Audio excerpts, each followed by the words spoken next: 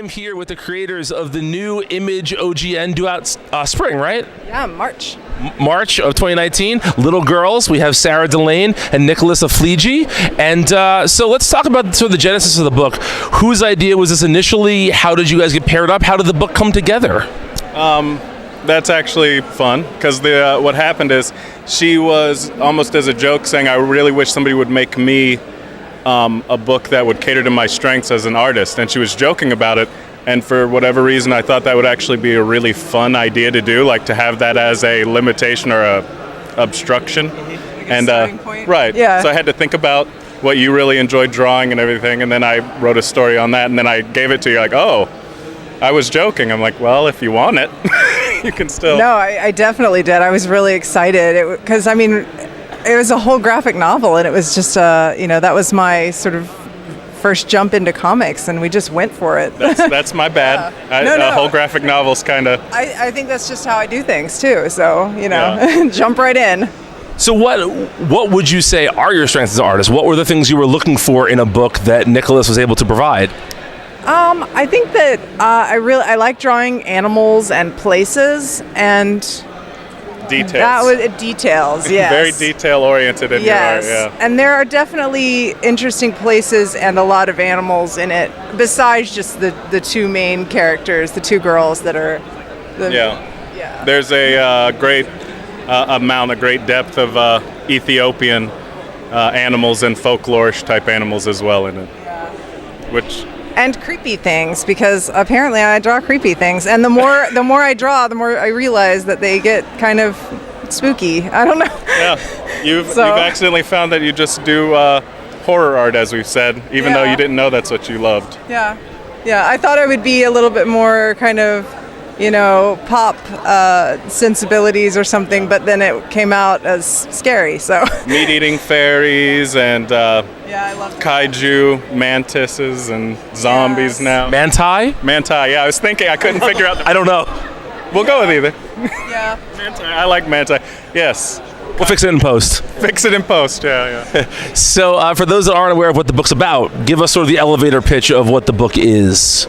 I'm horrible at elevator pitches, but should I? Okay. You're better than me. You're horrible, but better. I am horrible at it, but there are two girls, and the sort of core of this book is about their friendship growing. They meet each other and become friends, but their way to become friends is by sort of finding this monster that everyone said was real and they doubted. So they're going to go out and prove everybody wrong. There's no way this is a real thing. And they find out that it is real. And they think that they're the ones that need to do something about it. Yeah, the bravado of youth. Since they're young, they don't know any better, which is great. I miss that. Yeah. I wish I didn't know any better for a lot of things. Yeah, but I mean, when you're a kid, you think nothing can hurt you, and yet it's, everything is scary, but you just have to do it all and, go for it. So, yeah. What were there any stories that, whenever you're pitching a new project, obviously you compare it to something that came before, at least for a sort of a touchstone. So if you're giving people a touchstone, if you're a fan of this, what might you recommend this book for? We talked about that some. I don't know of anything. I know everyone's going to say this. I don't know of anything that's exactly like it in all categories, because this is sort of a YA story with kind of a scary, horror look to it, but it's essentially about two young people and their journey, But I don't know. So I guess it's kind of coming of age, which is a genre that would work. So maybe this is reaching, but I'm trying to do my best. It would work, I guess, a little bit, since that's coming of age mixed with horror elements. Or like Stranger Things, maybe. Stranger Things, yeah. It would be, Not to pick the hot topics here, but Which we definitely didn't mean to, because this started and we shelved it a while ago, some years ago. However, it's good that it's coming out now, since that has interest in it, and it's something close to us. Is this a standalone story for you guys, or if this was successful, would you want to do another volume of it? It was made. Oh, it's up to me. Yeah. It was made to be standalone.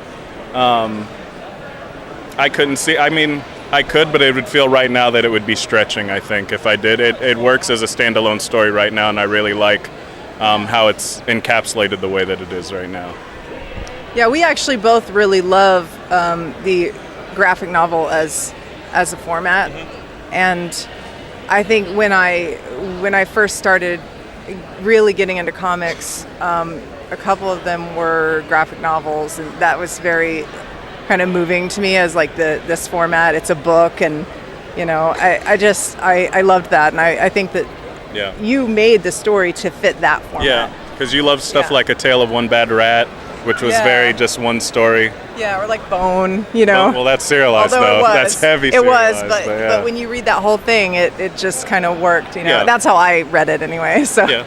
but no, I just I think that we talked about, would this ever be able to break down into single issues, and it really can't. You have to read it as a graphic novel. Because how the flow of it works, it would some of the pauses to let it breathe wouldn't work, except in I think the OGN format. So we're really lucky that that's more accepted nowadays. Yeah, definitely.